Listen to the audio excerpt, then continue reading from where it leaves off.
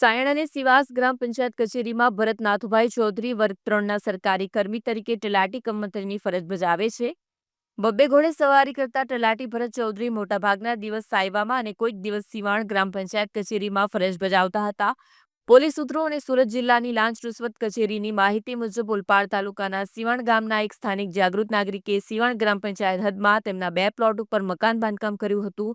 ફરિયાદીએ તેમના બંને મકાનો સિવાણ ગ્રામ પંચાયતના સરકારી દફતરે આકરણી કરવા અરજી આપવા છતાં તલાટી ભરત ચૌધરી પરમ ધક્કા ખવડાવતો હતો. છેવટે કંટાળી ફરિયાદીએ ચાંપમાં કરાર સાટા B2C આધારિત કોમ્પ્યુટર ઓપરેટર તરીકે ફરજ બજાવતી પ્રગતિબેન યોગેશભાઈ પટેલ દ્વારા તલાટી ભરત ચૌધરીનો કોન્ટેક્ટ કરતા તેઓએ મકાનની આકરણી કરવા ₹7,000 માંગ્યા હતા.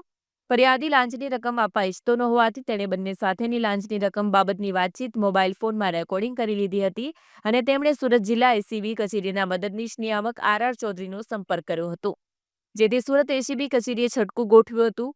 શુક્રવાર તારીખ 25ના રોજ જ્યારે તલાટી ભરત ચૌધરી અને કોમ્પ્યુટર ઓપરેટર પ્રગતિ પટેલ સિવાણ ગ્રામ પંચાયત કચેરીમાં હાજર હતા, ત્યારે ફરિયાદીએ કચેરીમાં પહોંચી થયેલી વાતચીત મુજબ 7,000 રોકડા આપ્યા હતા.